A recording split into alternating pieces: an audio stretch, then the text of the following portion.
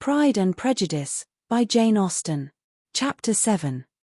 Mr. Bennet's property consisted almost entirely in an estate of £2,000 a year, which, unfortunately for his daughters, was entailed, in default of heirs male, on a distant relation, and their mother's fortune, though ample for her situation in life, could but ill supply the deficiency of his. Her father had been an attorney at Meryton, and had left her £4,000. She had a sister married to a Mr. Phillips, who had been a clerk to their father, and succeeded him in the business, and a brother settled in London in a respectable line of trade. The village of Longbourn was only 1 mile from Meryton, a most convenient distance for the young ladies, who were usually tempted thither 3 or 4 times a week, to pay their duty to their aunt, and to a milliner's shop just over the way. The 2 youngest of the family, Catherine and Lydia, were particularly frequent in these attentions. Their minds were more vacant than their sisters', and when nothing better offered, a walk to Meryton was necessary to amuse their morning hours and furnish conversation for the evening, and however bare of news the country in general might be, they always contrived to learn some from their aunt. At present, indeed, they were well supplied both with news and happiness by the recent arrival of a militia regiment in the neighbourhood. It was to remain the whole winter, and Meryton was the headquarters. Their visits to Mrs. Phillips were now productive of the most interesting intelligence. Every day added something to their knowledge of the officers' names and connections. Their lodgings were not long a secret, and at length they began to know the officers themselves.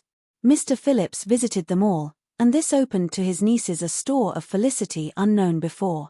They could talk of nothing but officers, and Mr. Bingley's large fortune, the mention of which gave animation to their mother, was worthless in their eyes when opposed to the regimentals of an ensign. After listening one morning to their effusions on this subject, Mr. Bennet coolly observed, "From all that I can collect by your manner of talking, you must be 2 of the silliest girls in the country. I have suspected it some time, but I am now convinced." Catherine was disconcerted, and made no answer, but Lydia, with perfect indifference, continued to express her admiration of Captain Carter, and the hope of seeing him in the course of the day, as he was going the next morning to London. "I am astonished, my dear," said Mrs. Bennet, "that you should be so ready to think your own children silly. If I wished to think slightingly of anybody's children, it should not be of my own, however. If my children are silly, I must hope to be always sensible of it. Yes, but, as it happens, they are all of them very clever.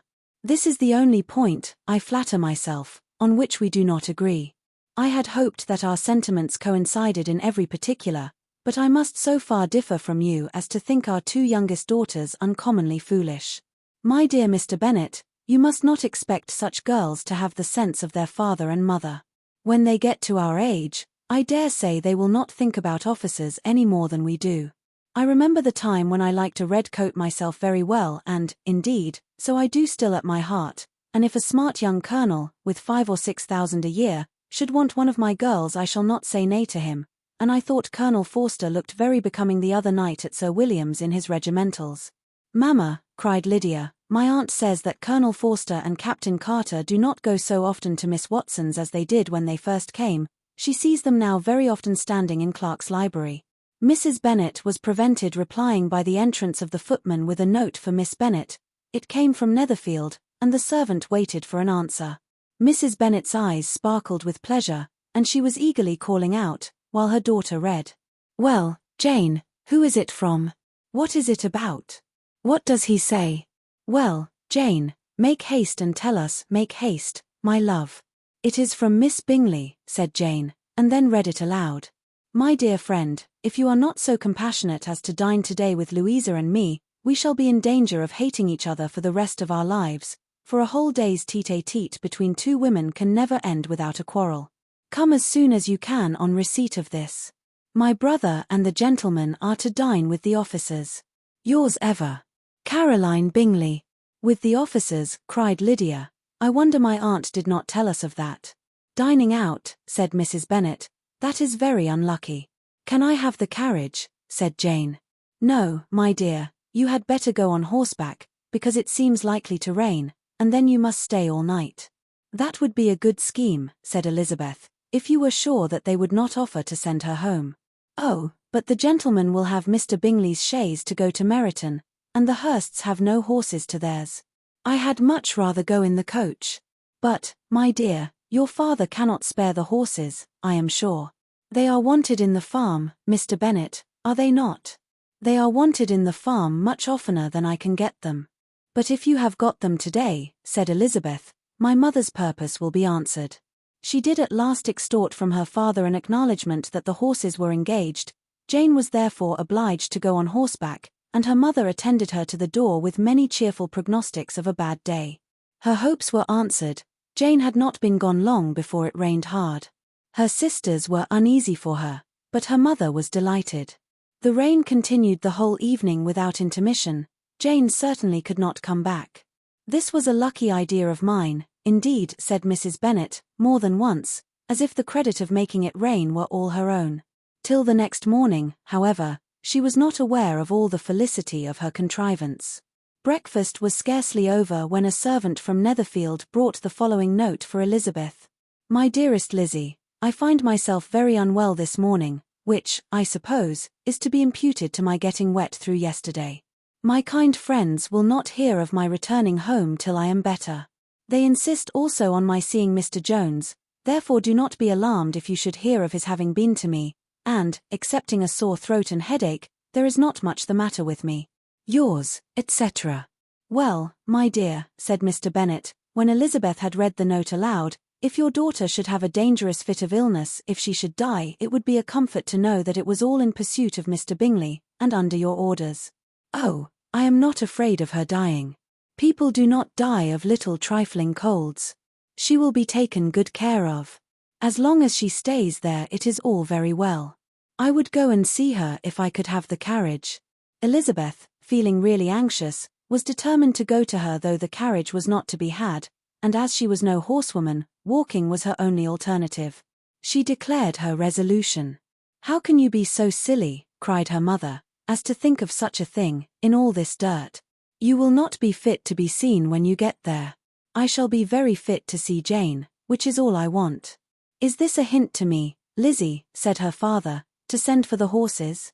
No, indeed. I do not wish to avoid the walk. The distance is nothing when one has a motive, only 3 miles. I shall be back by dinner. I admire the activity of your benevolence, observed Mary, but every impulse of feeling should be guided by reason, and, in my opinion, exertion should always be in proportion to what is required. We will go as far as Meryton with you, said Catherine and Lydia. Elizabeth accepted their company, and the 3 young ladies set off together. If we make haste, said Lydia, as they walked along, perhaps we may see something of Captain Carter before he goes. In Meryton they parted. The 2 youngest repaired to the lodgings of one of the officers' wives, and Elizabeth continued her walk alone, crossing field after field at a quick pace, jumping over stiles and springing over puddles with impatient activity, and finding herself at last within view of the house, with weary ankles, dirty stockings, and a face glowing with the warmth of exercise. She was shown into the breakfast parlour, where all but Jane were assembled, and where her appearance created a great deal of surprise. That she should have walked 3 miles so early in the day in such dirty weather, and by herself, was almost incredible to Mrs. Hurst and Miss Bingley, and Elizabeth was convinced that they held her in contempt for it. She was received, however, very politely by them, and in their brother's manners there was something better than politeness, there was good humour and kindness. Mr. Darcy said very little, and Mr. Hurst nothing at all. The former was divided between admiration of the brilliancy which exercise had given to her complexion and doubt as to the occasions justifying her coming so far alone. The latter was thinking only of his breakfast. Her inquiries after her sister were not very favourably answered. Miss Bennet had slept ill, and though up, was very feverish, and not well enough to leave her room. Elizabeth was glad to be taken to her immediately, and Jane, who had only been withheld by the fear of giving alarm or inconvenience from expressing in her note how much she longed for such a visit, was delighted at her entrance.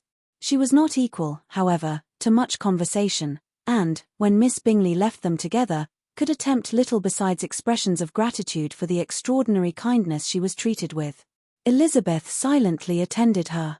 When breakfast was over they were joined by the sisters, and Elizabeth began to like them herself when she saw how much affection and solicitude they showed for Jane. The apothecary came, and having examined his patient, said, as might be supposed, that she had caught a violent cold, and that they must endeavour to get the better of it, advised her to return to bed, and promised her some draughts. The advice was followed readily, for the feverish symptoms increased, and her head ached acutely. Elizabeth did not quit her room for a moment, nor were the other ladies often absent. The gentlemen being out, they had, in fact, nothing to do elsewhere. When the clock struck 3, Elizabeth felt that she must go, and very unwillingly said so. Miss Bingley offered her the carriage, and she only wanted a little pressing to accept it, when Jane testified such concern in parting with her that Miss Bingley was obliged to convert the offer of the chaise to an invitation to remain at Netherfield for the present. Elizabeth most thankfully consented, and a servant was dispatched to Longbourn to acquaint the family with her stay and bring back a supply of clothes.